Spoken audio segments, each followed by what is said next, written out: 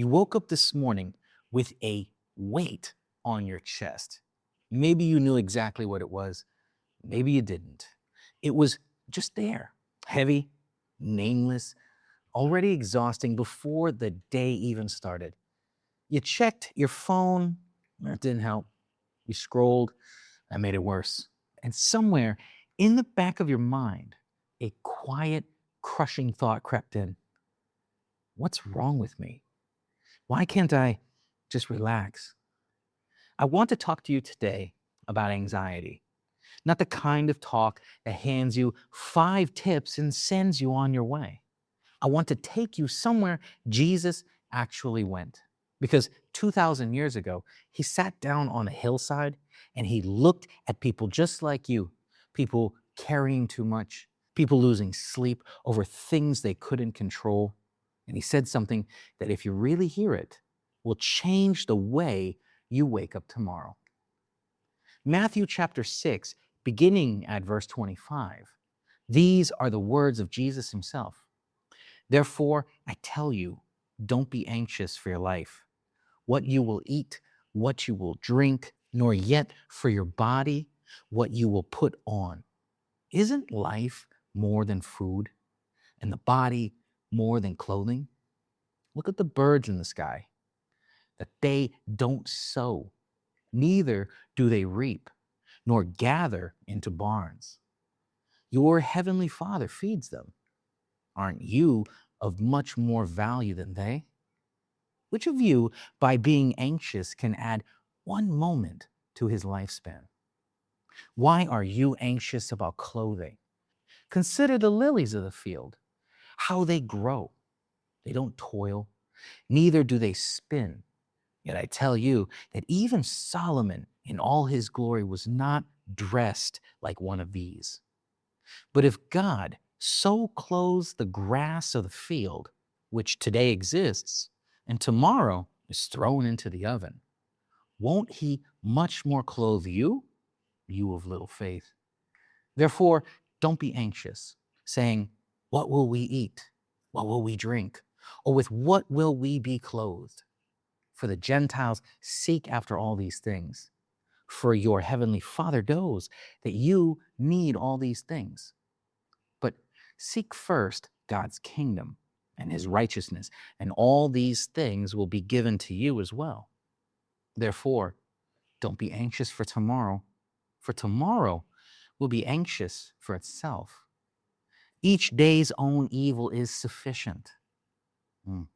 Now, I need to stop right there because the first time most people read this, they feel worse. Don't be anxious. Just like that. Just stop it. As if you hadn't already tried that. As if you could just flip a switch. But that's not what Jesus is doing here. Not even close. Look at who he's talking to. These are not wealthy people. They're not comfortable people sitting in padded seats. These are peasants. They are day laborers, fishermen who didn't know if there'd be work tomorrow. Families who lived one bad harvest away from nothing. These people knew real anxiety, the kind that has a reason. And Jesus doesn't say, calm down, stop being dramatic. He doesn't say, if you had more faith, you wouldn't feel this way. He says, look at the birds, look at the flowers. This is not a lecture. This is an invitation. He's pulling anxious, spinning, terrified people out of the inside of their own heads and pointing them at something outside of themselves. Look at the birds of the sky. Have you ever actually done that? Just watch the bird. They don't have a pension plan. They don't have a savings account. They don't lie awake at 3 a.m. wondering if they saved enough. And yet, every single morning, there they are, fed, alive, singing. Not because they figured it out, because God figured it out for them. And then Jesus asks a question so simple, it almost sounds offensive. Aren't you of much more value than they? You are worth more to God than a sparrow. You are worth more to God than a wildflower. And this is where it starts to crack something open because if you're honest, somewhere deep down, you're not sure that's true. Not really. The world has been telling you for years that you need to earn your place, that you need to perform, produce, prove yourself, that your value is tied to your output, your appearance, your bank account, or your highlight reel. And when you can't keep up, when things start to slip, the anxiety rushes in like water through a crack. Because if your value depends on what you can hold together, then losing control means losing worth.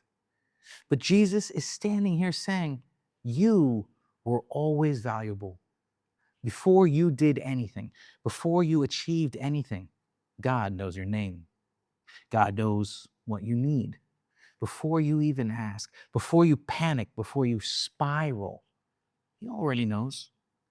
Then Jesus says something that might be the most quietly devastating question in all Scripture.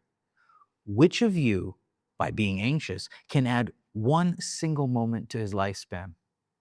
Let that land.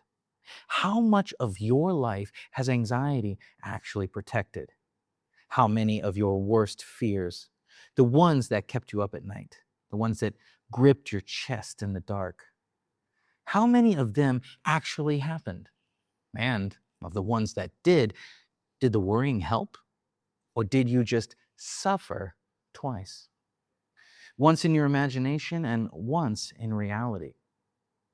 Anxiety promises you control. It tells you if you just think about this enough, if you just plan every scenario, if you just stay one step ahead, you'll be safe.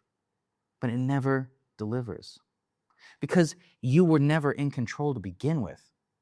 And here is the aha, the thing I want you to carry out of here today. Anxiety is not a character flaw. It is not a faith failure. It is what happens when a human tries to carry tomorrow, when you were never built for that. You were built for today. And Jesus says it plainly at the end. Don't be anxious for tomorrow. Tomorrow will be anxious for itself. One day at a time, not because it's a cliche, because it's the design. God doesn't give you grace for the next year in advance. He gives you grace for today, right now, this moment. And when tomorrow comes, the grace will be there too. But you can't collect it early. You can only receive it now.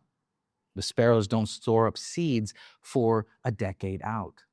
They find what they need today. And tomorrow, they find it again. That is the life Jesus is pointing to.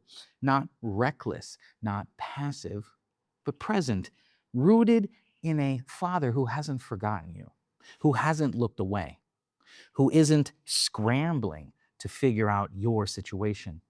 He already knows. He already has it.